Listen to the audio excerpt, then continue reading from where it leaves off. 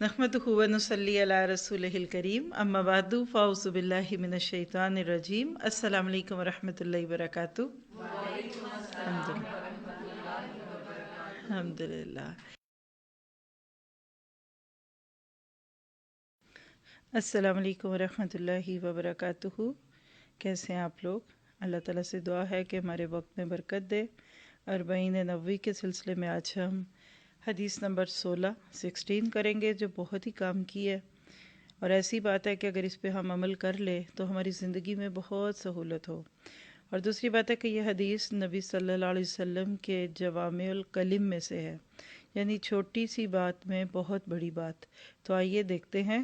Topic ہے غصہ کرنے کی ممانعت۔ غصہ کرنے کی ممانعت سے کیا مراد ہے؟ کہ غصہ آئے گا تو صحیح، لیکن اس کو قابو میں کرنا ہے۔ عن ابی ہریرہ رضی اللہ عنہ ان رجلا قال للنبی صلی اللہ علیہ وسلم اوصینی قال لا تغضب فردد مرارا قال لا تغضب رواہ البخاری۔ اردو میں دیکھیں گے اس کا کیا مطلب ہے۔ حضرت ابو ہریرہ رضی اللہ تعالیٰ عنہ سے روایت ہے کہ رسول اللہ صلی اللہ علیہ وسلم کے پاس ایک آدمی آیا اور اس نے کہا، اے نبی اللہ، مجھے کچھ نصیحت کیجیے۔ آپ نے فرمایا، غصہ نہ کیا کر۔ اس نے یہی سوال کئی بار دہرایا۔ آپ نے ہر دفعہ یہی فرمایا، غصہ نہ کیا کر۔ اسے بخاری نے روایت کیا۔ تو آپ دیکھیے کہ اللہ کے نبی صلی اللہ علیہ وسلم کے نصیحت کا انداز کتنا پیارا ہے کہ صرف 2 لفظ لا تغضب، دوبارہ پوچھا پھر یہی۔ تو کیا مطلب ہے اس سے؟ آپ کیا سکھانا چاہتے ہیں؟ کیا مراد ہے اس سے؟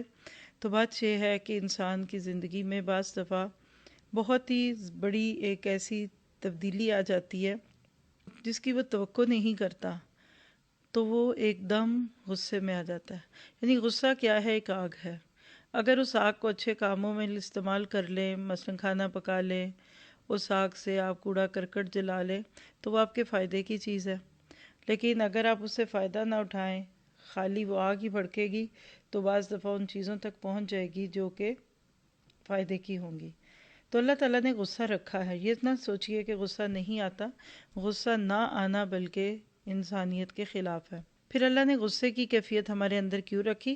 خلاف حق چیزوں کو دیکھ کر غصہ آئے، نافرمانی کو دیکھ کر غصہ آئے، بد اخلاقی کو دیکھ کر غصہ آئے، کوئی کسی پہ ظلم کر رہا ہے تو اس کو دیکھ کر غصہ آئے۔ ہم اس کو اگر پازیٹیو لیں گے تو ہم اس غصے کو اپنی طاقت اور انرجی بنائیں گے۔ کسی نے بہت اچھی بات کی کہ غصہ اس شکاری جانور کی طرح ہے کہ اگر آپ اس کو سدھا لیں تو وہ آپ کے لیے کام کرے گا، اور اگر آپ اس کو نہیں سدھائیں تو ہو سکتا ہے وہ آپ کو ہی چیر پھاڑ کھائے۔ غصہ ہر وقت رہنا بھی اچھی بات نہیں۔ اللہ کے نبی نے فرمایا کہ غصے کے اعتبار سے لوگ مختلف قسم کے ہیں۔ کسی کو فوراً آ جاتا ہے، کسی کو دیر سے آتا ہے۔ جس کو فوراً آتا ہے اس کا فوراً چلا بھی جاتا ہے، کسی کو دیر سے آتا ہے اس کا جاتا بھی دیر سے ہے۔ ایک ایسا ہے جس کو آتا دیر سے اور چلا اس کا وہ جلدی جاتا ہے، اور ایک ایسا ہے جس کو آتا ہی نہیں۔ سب سے اچھا کون ہے؟ جس کو دیر سے آئے اور جلدی چلا جائے۔ دل میں کینہ بغض رکھ کر، کئی سال کی باتیں رکھ کر رشتہ داروں سے ناراض اور بھائی بہنوں میں ناچاکی رکھنا، یہ بھی درست بات نہیں ہے۔ صحابہ کرام کو غصہ آتا تھا کب؟ جب وہ اللہ کے دین کی کسی حد کو ٹوٹتے دیکھتے تھے۔ آج ہمیں وہ غصہ نہیں آتا، لیکن چھوٹی چھوٹی بات پہ غصہ، ٹریفک میں پھنسنے پہ غصہ، کھانا گرم نہ ملا تو غصہ، کھانے میں نمک بڑھ گیا تو غصہ، تو یہ اچھی بات نہیں ہے۔ بہادر وہ ہے کہ جو غصے کو قابو پا لے، نہ کہ یہ ہے کہ جو دشمن کو بچھاڑ دے۔ تو اپنے آپ سے پوچھئے کہ میں کس گروہ میں آتی ہوں؟ کیا مجھے بالکل غصہ نہیں آتا؟ تو پھر اس کو تو پوائنٹ میں لائیے کہ کہیں یہ غیرت کے خلاف تو نہیں ہے۔ دوسری بات ہے کہ غصہ آ گیا اور اب آپ اس کو چھوڑ ہی نہیں رہے، بات ہی نہیں چھوڑ رہے، یہ بھی درست بات نہیں ہے۔ ہمارا غصہ اللہ کے دین کے لیے ہونا چاہیے، اور یہ بھی انشاءاللہ پھر فائدہ ہی دے گا۔ اور دوسری بات ہے کہ غصہ تو آئے گا، کرنا کیا ہے؟ وَالْكَاظِمِينَ الْغَيْظَ۔ سورۃ آل عمران میں اللہ تعالیٰ نے اچھے لوگوں کی نشانی بتائی کہ وہ غصے کو قابو میں رکھتے ہیں، یعنی کظوم باندھ کے رکھتے ہیں، جب کسی بھی گرم پانی کی بوتل کو کھول دیا جائے تو پانی اس میں سے ابل کے پڑے گا نا، تو غصہ بھی ایسا ہے۔ تو ساری بات کا خلاصہ جو اس تھوڑے سے وقت میں ہم آج اس حدیث کو سن کر لے لیں کہ غصہ جب آئے تو سوچئے کیوں آیا، اپنی ذات کے لیے آتا ہے یا دین کے لیے آتا ہے، جب آتا ہے تو اس کا اظہار کیسے کرتی ہوں، کیا میں غصے میں اپنے قابو میں رہتی ہوں۔ کسی بھی بندے کو غصے میں دیکھ لیں اس کی اصل کھل جائے گی۔ بعض لوگ بہت ہی اچھے ہوتے ہیں اور غصہ آتا ہے تو بالکل بیگانے ہو جاتے ہیں اور لگتا ہی نہیں یہ وہی کردار ہے، تو آپ کا اصل غصے میں کھلے گا۔ اللہ تعالیٰ نہ ہمیں اپنے غصے کا برا اظہار کرنے والا بنائے اور نہ ہم دوسروں کے غصے کا شکار ہوں، اور اسی کو اپنے پلے سے باندھ لیجئے۔ اللہ کے نبی نے 3 بار یہ بات کہی تو ہمیں بھی اس کو 3 بار کم از کم سن کر اپنے لیے اور دوسروں کے لیے ذریعہ بنانا ہے نجات کا۔ اس پہ اینگر مینجمنٹ کے نام پہ ایک پوری ورکشاپ ہے، اٹلانٹا سے ریکارڈ ہوئی تھی، کافی ڈیٹیل سے غصہ کیوں آتا ہے، وجوہات اور اقسام اور بہت کچھ ہے اس میں، آپ اس سے فائدہ اٹھا سکتے ہیں۔ اسی طرح دورہ قرآن 2010 کا پارہ نمبر 4 میں غصے پہ بات ہوئی ہے، دین و دنیا کورس میں 4تھے پارے میں یہ بات ہے۔ کسی سے بھی فائدہ اٹھا لیجئے ویب سائٹ کے تھرو nurulquran.com nurulquran.com۔ اللہ تعالیٰ ہمارے وقت میں برکت دے۔ کیسے ہیں آپ؟ اللہ تعالیٰ سے دعا ہے کہ ہر حدیث سن کر اس پہ عمل کرنے والا اللہ بنائے۔ مجھے امید ہے کہ پچھلی حدیث غصہ نہ کرو والی حدیث پہ آپ نے بہت غور کیا ہوگا اور کوشش بھی ہوگی اصلاح کی۔ ایسے ہی ہوتا ہے، تھوڑا سا وقت لگتا ہے لیکن پھر آہستہ آہستہ وہ چیز ہماری طبیعت کا حصہ بنتی ہے۔ آج کی حدیث بھی بہت خوبصورت ہے، حدیث نمبر 17، قتل اور ذبح۔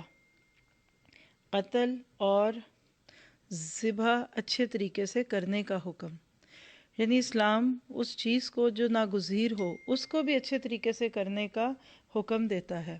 ہم میں سے بہت سارے لوگ ہر وقت اسی چیز کا شکار رہتے ہیں، سمجھ نہیں آتا کام کیسے کریں، کوئی بھی کام کریں تو دیکھیے کہ بظاہر قتل ایک بہت ہی ناگوار چیز ہے، اور جانور کو ذبح کرنا جو ضرورت کے لیے ہے اس میں بھی کیا خوبصورتی کا حکم ہے۔ آئیے ذرا عربک پڑھ کر اس حدیث پہ تھوڑا سا غور و فکر کرتے ہیں، اور ان ساری حدیث کو پڑھتے وقت یہ یقین رکھیے کہ اللہ تعالیٰ نے ہمیں وہ نبی دیا کہ جس نے ہمیں اخلاق کی بہترین چیزیں سکھائیں۔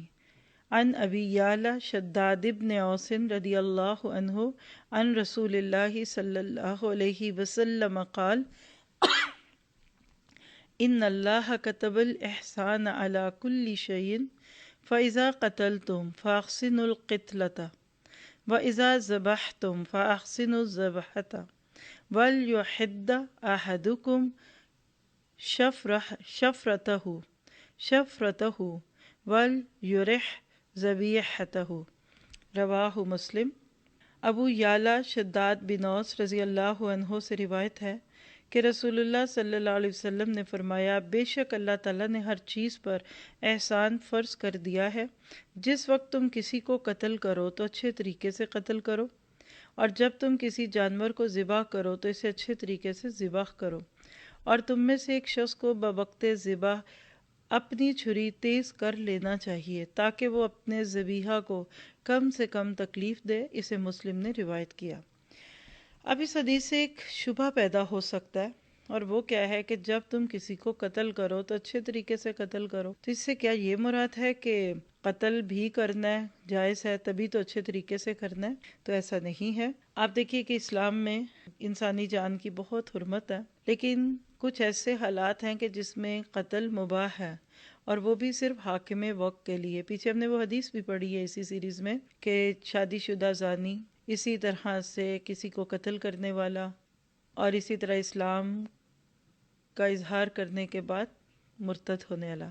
لیکن یہ تینوں قتل بھی حکومت وقت کی ذمہ داری ہے۔ عام شہری کو کسی کو قتل کرنے کی اجازت نہیں ہے، بلکہ قرآن پاک میں تو کہا گیا کہ وَالْفِتْنَةُ أَشَدُّ مِنَ الْقَتْلِ۔ تو کیا پتہ چلا کہ بوقت ضرورت اگر حکمرانوں کو بھی کسی کو مارنا پڑے تو اس کو اچھے طریقے سے مارا جائے، مثلا جلا کے نہ مارا جائے، ٹارچر نہ دیے جائیں، بجلی کے جھٹکے نہ دیے جائے، کسی کو بھی اس طرح سے نہ مارا جائے کہ اس کا مسئلہ کیا جائے۔ تو بات ساری یہاں کیا ہے؟ اچھا طریقہ، اس کو سمجھیے۔ ہر چیز پر احسان فرض کر دیا۔ ہمارے دین کی خوبصورتی ہی یہ ہے کہ اس میں خوبصورتی کو بہت حیثیت دی گئی، اور عمل بھی آسان ہوگا تو ہی قبول ہوگا۔ اور جانور کو ذبح کرنے کے لیے بھی دیکھیے کہ خاص طر عید قربان کے موقع پہ جانوروں کو ذبح کیا جاتا ہے، عام حالات میں قصاب جانوروں کو ذبح کرتے ہیں تو چھری تیز کی جائے. حالانکہ دیکھیے وہ بے زبان ہے، شکوہ نہیں کر سکتا آپ سے، کسی کو آپ کی شکایت نہیں لگ سکتا، آپ کی شکایت نہیں لگا سکتا، مقدمہ دائر نہیں کر سکتا آپ پہ، اپنے حقوق کے لیے نہیں بول سکتا، لیکن اس کو پیدا کرنے والے مالک نے آپ کو مجھے سکھا دیا کہ اس کے ساتھ احسان کرو. سوال پیدا ہوتا ہے کہ جو دین جانوروں پہ احسان کا حکم دے اور قتل جیسی ناگوار چیز کو خوبصورتی سے کرنے کا حکم دے، اس دین کو کیسے سیکھنا چاہیے اور اس دین کو کیسے سکھانا چاہیے؟ آج ہمارے دین کے تصور میں جو ایک دھندلا پن آ گیا وہ کیا ہے کہ دین کے کاموں میں حسن نہیں رہا. مارے باندھے کے کام، چل چلاؤ کے کام، ہاں خوبصورتی ہے تو شادیوں میں، دعوتوں میں، کپڑوں میں، کھانوں میں، گھروں میں، تو دین کے ساتھ خوبصورتی کو جوڑیے تاکہ لوگوں کو دین خوبصورت لگے، باعزت لگے. اور اللہ سے دعا کرتے ہیں کہ ہمیں محسن بنا دے ہر ایک پہ، اور سب سے بڑھ کے اپنے اوپر احسان کرنے کی توفیق عطا فرمائے. ہمارا اپنے اوپر احسان کیا ہوگا کہ اس جسم کو جہنم سے بچا کر جنت میں لے جانے والے کام کیے جائیں، اور اللہ تعالیٰ آپ کے میرے لیے اس کو آسان کرے. آج ہم نے اسی بات پہ سوچنا ہے. اگلی حدیث سننے سے پہلے سوچئے گا کیا میں کاموں کو خوبصورتی سے کرتی ہوں؟ اب دیکھیے خوبصورتی سے مراد مہنگا پن نہیں ہے، بہت لیوش چیز نہیں ہے، بہت برانڈڈ چیز نہیں ہے. خوبصورتی تو ایک بیلنس کا نام ہے. اللہ تعالیٰ آپ کے میرے دین دنیا کے سارے کاموں میں خوبصورتی پیدا کر دے اور پھر ہمیں حسنہ میں داخل.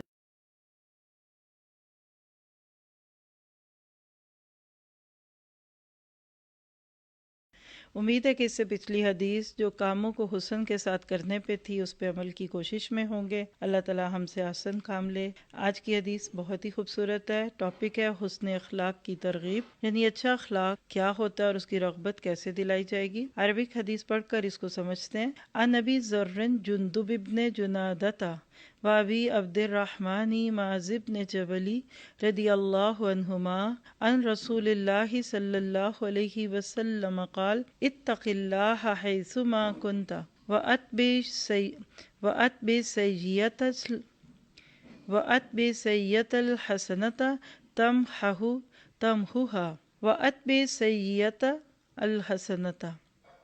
واتبع سیئۃ الحسنۃ تمحها وخالق الناس بخلق حسن.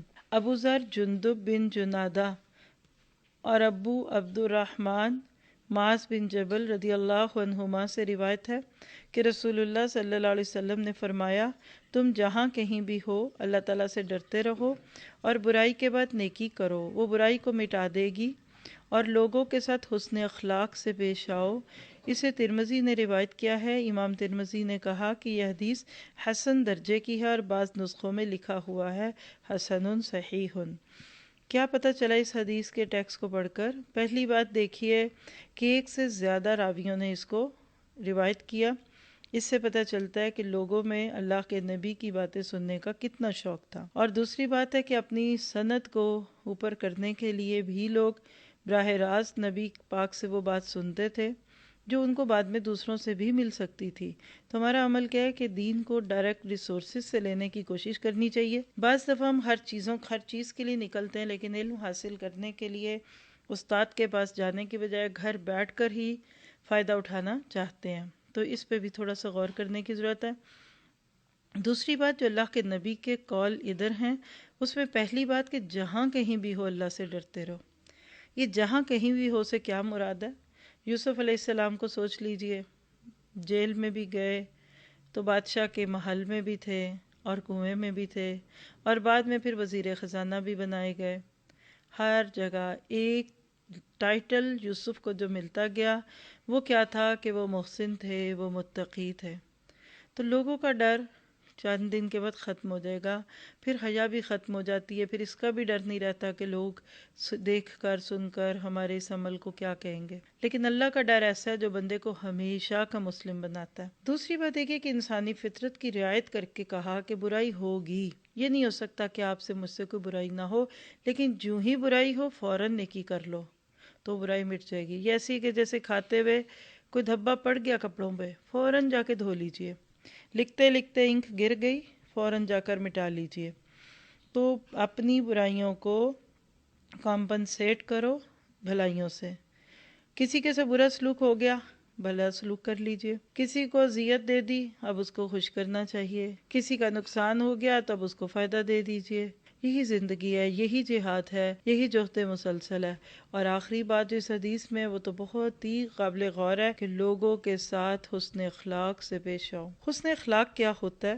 خلق پرانا ہونا، وہ چیز جو آپ کی ذات کا حصہ بن جائے، جو آپ کی وجہ شہرت بن جائے۔ یہ بازاری اخلاق نہیں، یہ ڈرائنگ روم مینرز نہیں، یہ ملازموں کے ساتھ، ڈرائیوروں کے ساتھ، اپنے سے چھوٹوں کے ساتھ تعلق کی بات ہے۔ یہ آپ کے لیے اتنا آسان ہو جائے کہ آپ کی زبان سے کبھی سخت بات نہ نکلے، کھردری بات نہ نکلے، آپ تانا نہ دیں، تشنیع نہ دیں۔ یہ سب چیزیں حسن اخلاق میں آتی ہیں۔ تجسس نہ کیجئے، کسی کو تانا نہ دیں، کسی کی ٹوہ میں نہ جائیے، بد کلامی نہ کیجئے، الزام نہ دھریے۔ یہ بات اگر آپ کے میرے عمل میں آ گئی تو آج سے ہم لوگوں کے بھی اور اللہ کے بھی پسندیدہ بن جائیں گے۔ اللہ تعالیٰ سے دعا ہے کہ ہمارا اخلاق اچھا کر دے اور ہمیں سوچے بغیر اچھی بات کہنے کی، کرنے کی توفیق دے دے۔ جیسے کپڑا پرانا ہو جاتا ہے نا تو اس میں آپ کمفرٹیبل فیل کرتے ہیں، اس کے برعکس نیا کپڑا اچھا تو لگتا ہے لیکن چبھتا ہے۔ تو جو عادتیں نئی نئی اپنائی جائیں وہ بار بار بھول بھی جاتی ہیں، لیکن جو چیزیں عادت بن جائیں وہ نیند میں، سونے میں، جاگنے میں بھی آپ میں رہیں گی۔ اور سب سے بڑھ کر یہ ہے کہ آپ کسی سے غصے میں ہوں یا ناراض ہوں، کوئی آپ کا دل دکھائے یا کچھ بھی کرے، آپ ان چیزوں کو نہیں چھوڑیں گے، کیونکہ کسی کی برائی دیکھ کر اب آپ تو اس کے ساتھ برے نہیں بنیں گے۔ اور اللہ تعالیٰ ہمارے لیے اس کو آسان کرے۔ امید ہے کہ پچھلی حدیث پہ عمل کی کوششوں میں ہوں گے۔ ہم نے پیچھے والی حدیث میں 3 کاموں کو دیکھا تھا جو واقعی اگر ہمارے اندر آ جائیں تو بہت ہی کامیابی ہے، جس میں پہلی چیز کیا تھی کہ اللہ کا تقوی ہر حال میں، ہر جگہ، اور دوسرا تھا کہ برائی ہو جائے تو نیکی کرنا، اور پھر لوگوں سے حسن اخلاق سے پیش آنا۔ کوشش کرتے رہیے، دن بدن بہتری ہوگی۔ ابھی آپ کو اپنے اندر فرق نہیں بھی دکھ رہا تو بھی فکر نہ کیجیے، اللہ تعالیٰ آپ کو آپ کی کوشش میں ضرور کامیاب کرے گا۔ آج کی حدیث کا ٹاپک کیا ہے؟ تم اللہ تعالیٰ کے دین کی حفاظت کرو، اللہ تعالیٰ تمہاری حفاظت کرے گا۔ کیا خوبصورت بات ہے۔ کیسے سمجھیں گے؟ پہلے حدیث کو پڑھتے ہیں، پھر اس پہ تھوڑی سی بات کریں گے۔ ان ابی العباس عبداللہ ابن عباس رضی اللہ عنہما قال كنت خلف النبی صلی اللہ علیہ وسلم یوما فقال یا غلام انی اعلمک کلمات احفظ اللہ یحفظک، احفظ اللہ تجدہ تجاہک، اذا سألت فاسأل اللہ، وَإِذِ اسْتَعَنْتَ فَاسْتَعِنْ بِاللَّهِ وَاعْلَمْ أَنَّ الْأُمَّةَ لو اجتمعت على أن ينفعوك بشيء لم ينفعوك إلا بشيء قد كتبه الله لك، وإن اجتمعوا على أن يضروك بشيء لم يضروك إلا بشيء قد كتبه الله عليك، رفعت الأقلام وجفت الصحف، رواه الترمذي وقال حديث حسن صحيح۔ وفي رواية غير الترمذي احفظ الله تجده أمامك، تعرف إلى الله في الرخاء، تعرف إلى الله في الرخاء يعرفك في الشدة، واعلم أن ما أخطأك لم يكن ليصيبك، وما أصابك لم يكن ليخطئك، واعلم أن النصر مع الصبر، وأن الفرج مع الكرب، وأن مع العسر يسرا۔ سبحان اللہ، ایک ایک لفظ سونے کے پانی سے لکھنے والا ہے۔ ایک سٹریچ میں اس کا ترجمہ دیکھ لیتے ہیں۔ ابو العباس عبداللہ بن عباس رضی اللہ عنہما سے روایت ہے کہ ایک دن میں رسول اللہ صلی اللہ علیہ وسلم کے پیچھے خچر پر بیٹھا ہوا تھا کہ آپ نے فرمایا، اے لڑکے، میں تمہیں چند باتیں سکھاتا ہوں، تم اللہ تعالیٰ کے دین کی حفاظت کرو، وہ تمہاری حفاظت کرے گا۔ تم اللہ کے دین کی حفاظت کرو، تم اسے اپنے سامنے پاؤ گے، اور جب بھی تم سوال کرو تو صرف اللہ تعالیٰ سے سوال کرو، اور جب مدد چاہو تو صرف اللہ تعالیٰ ہی سے مدد چاہو، اور جان لو کہ اگر سب لوگ مل کر تجھے کوئی فائدہ پہنچانے کے لیے جمع ہو جائیں تو کوئی فائدہ نہیں پہنچا سکتے مگر اتنا ہی جو اللہ تعالیٰ نے تمہارے لیے لکھ رکھا ہے، اور اگر سب لوگ تمہیں نقصان پہنچانے کے لیے جمع ہو جائیں تو وہ تمہیں کوئی نقصان نہیں پہنچا سکیں گے مگر اتنا ہی جو اللہ تعالیٰ نے تمہارے لیے لکھ رکھا ہے۔ قلمیں اٹھا لی گئی ہیں اور لوح محفوظ کے صفحات خشک ہو چکے ہیں، اسے ترمذی نے روایت کیا ہے۔ امام ترمذی نے کہا کہ یہ حدیث حسن صحیح ہے۔ یہاں تک یہ حدیث صرف ترمذی میں تھی، لیکن اب آگے کے الفاظ جو ہیں وہ دوسری روایت میں ہے۔ کیسے؟ اور ایک دوسری حدیث میں ہے جو ترمذی میں نہیں ہے کہ اللہ تعالیٰ کے دین کی حفاظت کرو، تم اللہ تعالیٰ کو اپنے سامنے پاؤ گے۔ تم خوشحالی میں اللہ تعالیٰ کو یاد رکھو، وہ تمہیں تنگی میں یاد رکھے گا، اور جان لو کہ جو مصیبت تم سے خطا ہو گئی وہ تمہیں پہنچنے والی ہی نہ تھی، اور جو مصیبت تمہیں پہنچی ہے وہ تم سے خطا ہونے والی نہ تھی، اور جان لو کہ مدد صبر کے ساتھ ملتی ہے، اور ہر تنگی کے ساتھ کشادگی، اور ہر مشکل کے ساتھ آسانی ہے۔ سبحان اللہ، عقیدے کو جمانے والی باتیں ہیں۔ اگر ہمیں اس بات کا یقین آ جائے نا جو اس حدیث میں کہا گیا، تو یقین کریں ہمارے آدھے کیا سارے غم دور ہو جائیں۔ پہلی بات ہے کہ اللہ کے نبی کا انداز تعلم، کیسے تعلیم دی کہ ایک بچہ جو آپ کی مدد کر رہا ہے، سواری پہ سوار کر کے آپ کو لے کے جا رہا ہے، تو آپ اس وقت میں بھی باتیں کریں۔ یہاں ایک سائیڈ ایشو ہے لیکن ہے بہت ٹو دی پوائنٹ۔ اپنے بچوں کو گاڑی میں بیٹھے ہوئے ڈرائیونگ کے دوران نصیحت کیا کریں۔ کلوز سرکٹ بیٹھے ہوئے لوگوں کو اس وقت بات سمجھ آتی ہے۔ ایک وقت تھا کہ گاڑی میں بیٹھنے کے بعد کچھ بھی نہیں ہوتا تھا، بس باہر دیکھو، لیکن آج تو گاڑیوں میں بھی بیٹھے ہوں کے ہاتھ میں نیٹ کی دنیا ہے، ہوش نہیں ہوتی باہر کیا خوبصورت منظر گزر رہے ہیں۔ ایک گاڑی کے گھر میں بیٹھے ہوئے لوگ اجنبی ہے، اللہ تعالیٰ ہمیں اس بیگانگی سے بچائے۔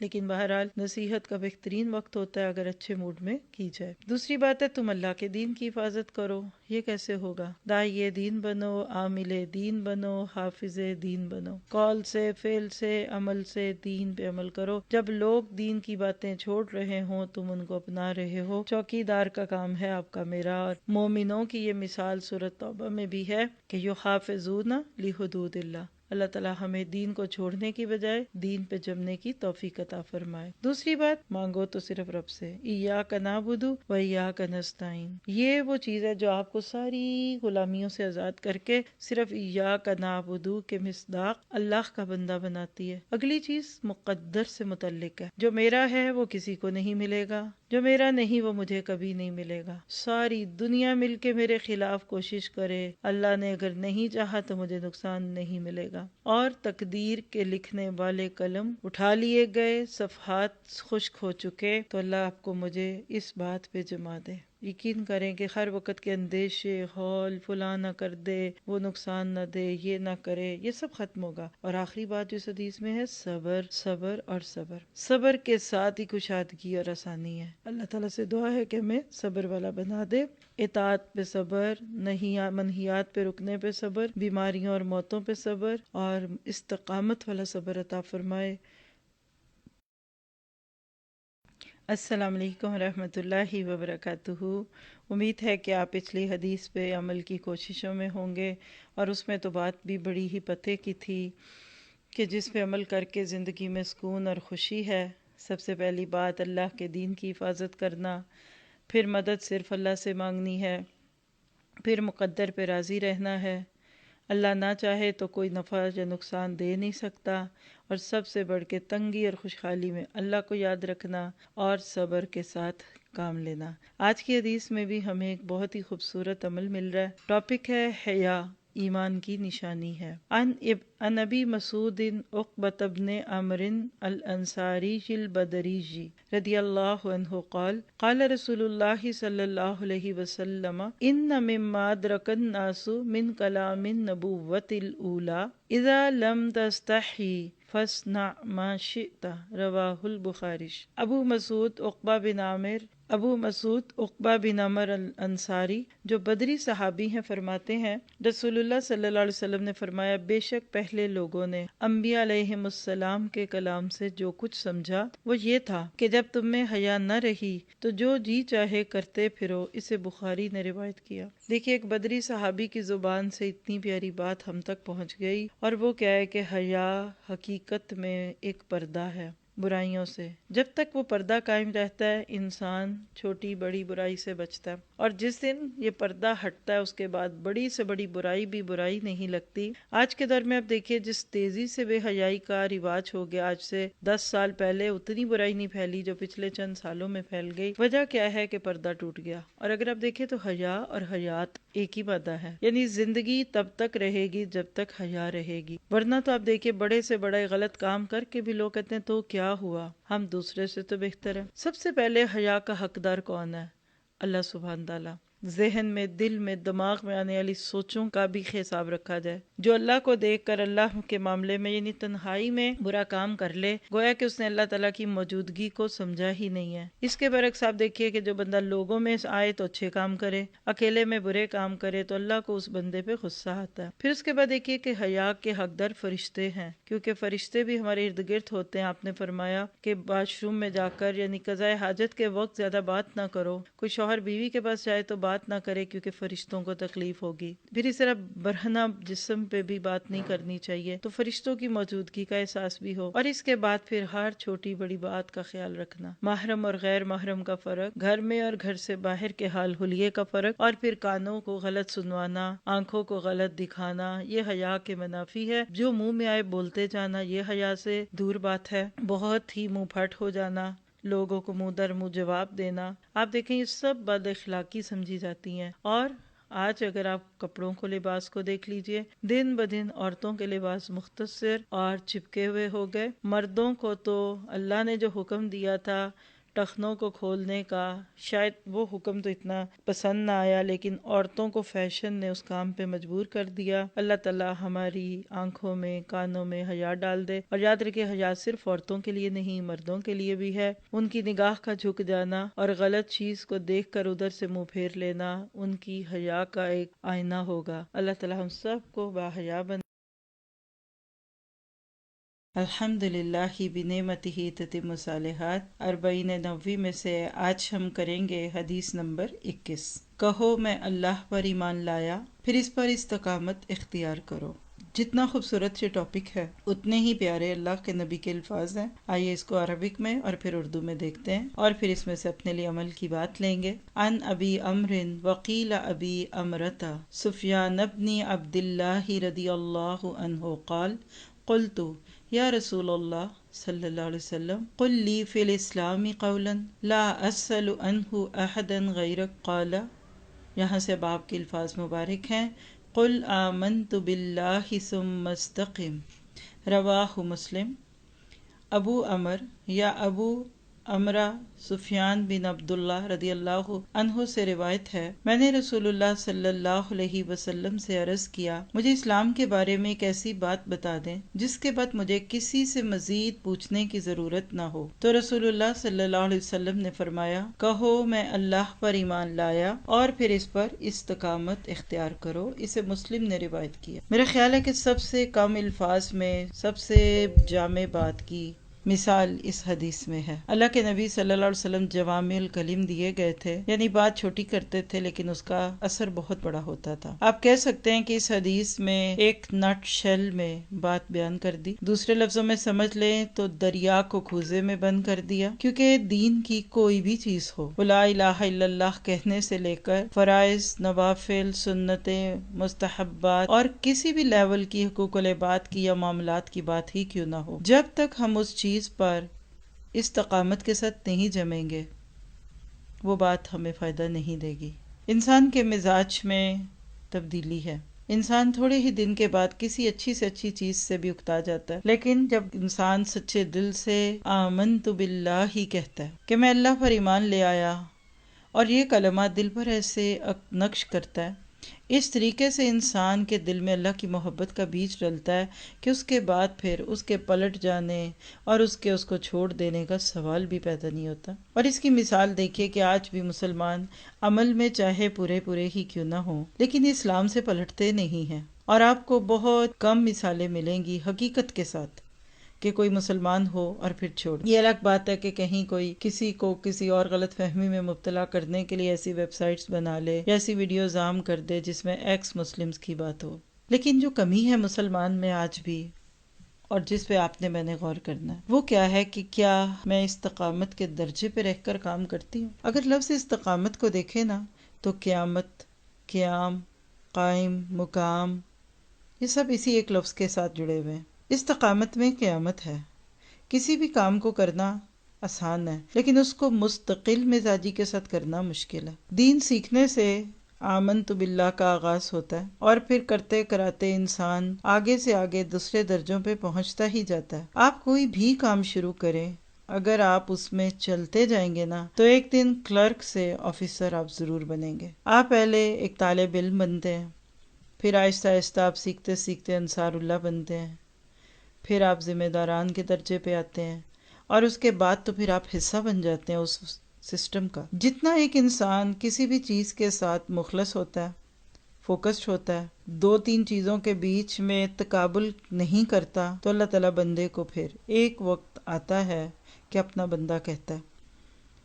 اصل بات یہ ہے کہ ہم سب اپنے وجود کے اعتبار سے بڑے کمزور ہیں. ہماری خواہش ہوتی ہے کہ ہم کسی کا سہارا پکڑیں، اور اللہ تعالیٰ کا سہارا پکڑنے کے بعد تو پھر کسی اور سہارے کی ضرورت نہیں ہوتی نا. تو جب ایک انسان ایک دفعہ اللہ کو رب سمجھ کر تھام لیتا ہے تو ان الذین قالوا ربنا اللہ ثم استقاموا تتنزل علیہم الملائکۃ الا تخافوا ولا تحزنوا وابشروا بالجنۃ التی کنتم توعدون. پھر اس درجے پہ خوشخبریاں ملتی ہیں، اتنی خوشی ملتی ہے اللہ کے رستے میں کھڑے ہونے سے کہ ایک انسان اکیلا کھڑا ہوتا ہے اس بات سے بے نیاز ہو کر کہ میرے ساتھ کوئی چلتا ہے کہ نہیں. اور انی ذاہب الی ربی سیہدین، انی ذاہب الی ربی سیہدین. ابراہیم علیہ السلام نے آج سے کئی سال پہلے اگر یہ جملے کہے تھے، آج بھی اس کی گواہیاں موجود ہیں. تو اللہ کو جو چیز آپ سے مجھ سے مطلوب ہے وہ استقامت ہے. اور الف سین تا جب لگ جاتا ہے تو ٹو سیکھ پائی جاتی ہے،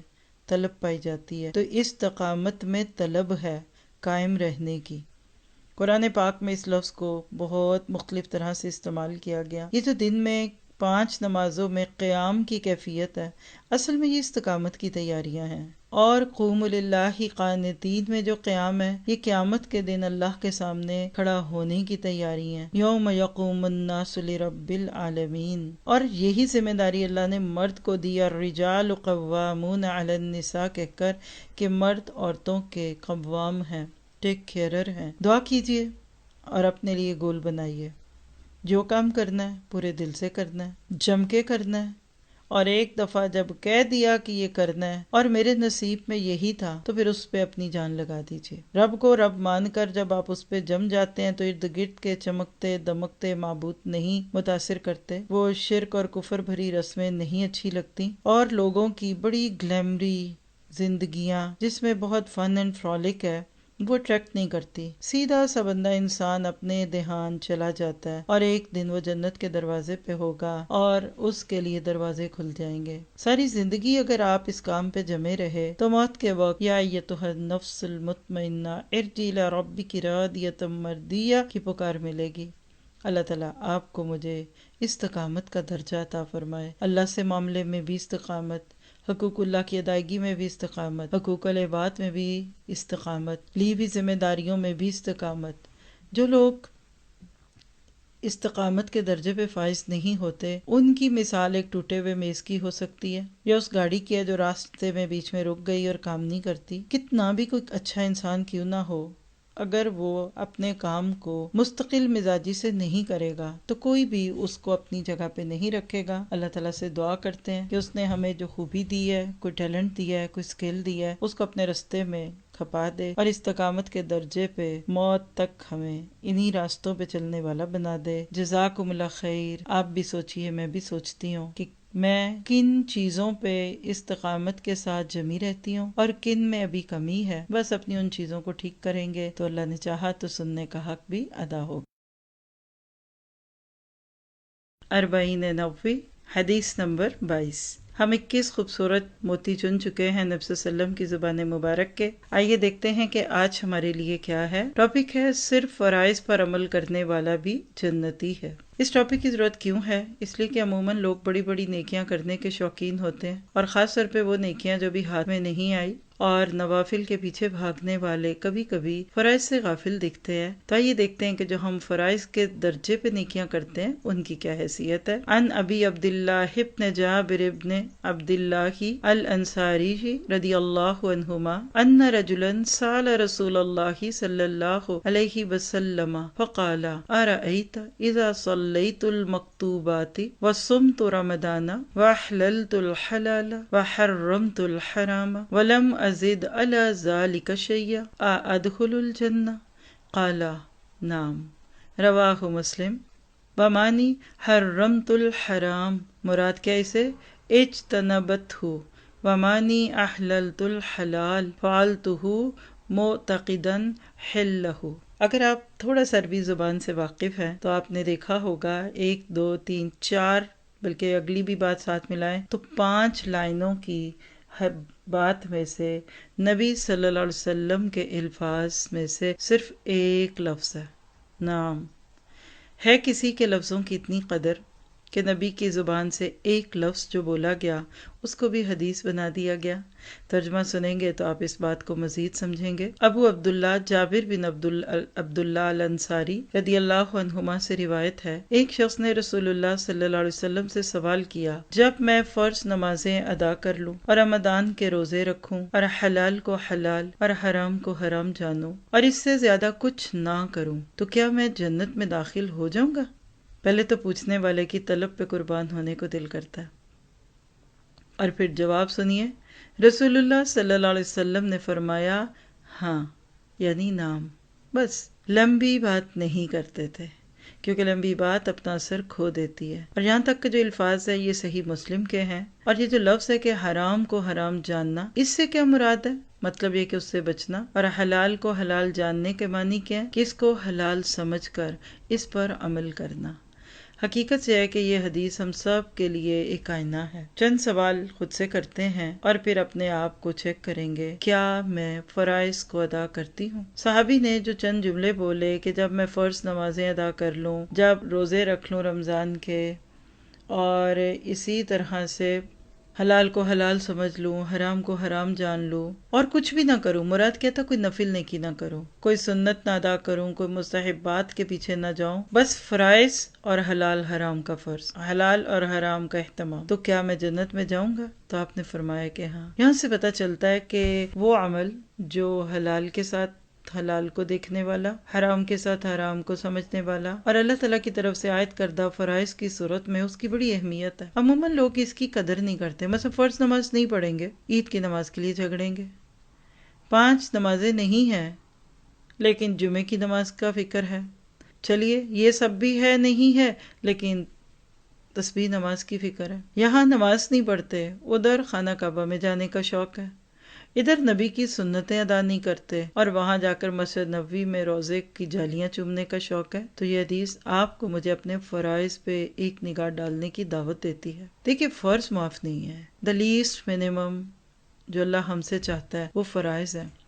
اس کے بعد آگے جیسے ایک رجسٹریشن ہوتی ہے نا، اس کے بعد ہی پھر آگے نمبرز لگتے ہیں نا، پھر آپ کو آگے سے آگے لے جائیں گے، نہیں آپ کے نام پہ اسائنمنٹ آئے گی کہ نہیں، آپ پیپر دیں گے کہ نہیں، آپ انرول ہی نہیں کرواتے، آپ نے رجسٹریشن فارم ہی نہیں فل کیا، تو آگے سے آپ کے نمبر کہاں ہوں گے؟ تو مان لیجئے کہ ایک دفعہ جب آپ نے اللہ کو ایک کہہ دیا، پچھلی حدیث کو ذہن میں لے آئیے، قل آمنت باللہ، آمنت باللہ کا لازمی تقاضا ہے کہ اللہ کے فرض کردہ احکامات اس پہ عمل کرنا پڑے گا۔ کوئی کتنا ہی نیک کہہ لے خود کو، لوگ اس کو جتنا مرضی فیاض اور نیک اور صوفی اور ولی اور جو مرضی کہہ لیں، لیکن اگر وہ 5 وقت کی نماز پہ عادی نہیں ہے تو اس کی یہ ساری باتیں اس کے حق میں حجت نہیں بنیں گی۔ پھر اسی طرح آپ دیکھیے فرائض ہیں رمضان کے، پورے سال کے بعد 30 یا 29 روزے، اگر آج کوئی اتنا بھی کر لے تو ہم کہتے ہیں چھوڑیں یہ تو اتنے نیک نہیں ہیں، بس فرض ہی تو پڑھتے ہیں، ہمیں دیکھیے ہم کتنی نیکیاں کر رہے ہیں، ہم کتنی بھاگ دوڑ کر رہے ہیں۔ اور بعض دفعہ صحت کا خیال رکھے بغیر انسان بہت سارے نیکی کے نام پہ کام کر رہا ہوتا ہے،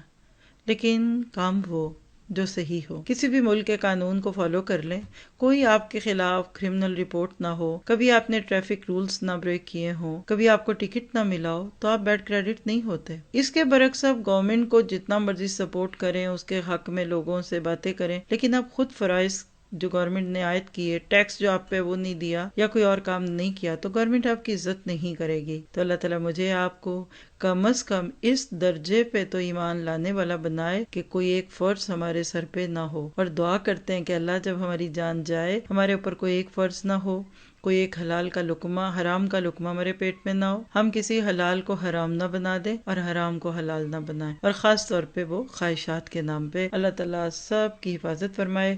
پیٹ میں حلال کے لقمے جاتے ہیں تو فرائض ادا کرنا آسان ہوتا ہے۔ جزاکم اللہ خیر۔ آپ بھی سوچئے گا، میں بھی سوچوں گی۔ سوال ہو سکتا ہے ذہن میں کہ پچھلی زندگی میں نمازیں چھوٹیں، کبھی پڑھی کبھی نہیں، یاد بھی نہیں تھا۔ آپ شروع کر دیجئے، توبہ کیجئے، پچھلوں پہ معافی مانگیے، اللہ پچھلی کے اوپر کل میں اف پھیر دے گا۔ روزوں کے بارے میں حکم ہے کہ چھٹے ہوئے روزے کاؤنٹ کیجئے اور رکھیے، کیونکہ وہ تھوڑے ہوتے ہیں۔ نمازیں تو ایک دن میں 5 تھیں، اور امام ابن تیمیہ کا فتویٰ موجود ہے کہ ایک غیر مسلم جب نماز شروع کرتا ہے یا مسلمان ہوتا ہے تو اس کی پچھلی نمازیں معاف ہو جاتی ہیں، اس کے پچھلے گناہ بھی اللہ معاف کرتا ہے۔ تو ایک مسلمان جب توبہ کرے تو پھر کیا اس کے لیے یہ رخصت نہیں ہوگی؟ تو آج سے فرام ٹوڈے الان ہر وہ نماز جو پتہ ہے یقینی طور پہ کہ نہیں پڑھی، کل صبح نہیں پڑھی، آج نہیں پڑھی، ان کو تو ادا کیجیے، لیکن پچھلی زندگی جس میں بھول بسرتی کثرت سے نوافل اور سنتوں کا اہتمام کرتے ہوئے دعا کریں کہ اللہ تعالیٰ وہ کمی اس سے پوری کر لے۔ سبحانک اللہم و بحمدک، اشہد ان لا الہ الا انت، استغفرک و اتوب الیک۔ السلام علیکم و رحمۃ اللہ وبرکاتہ۔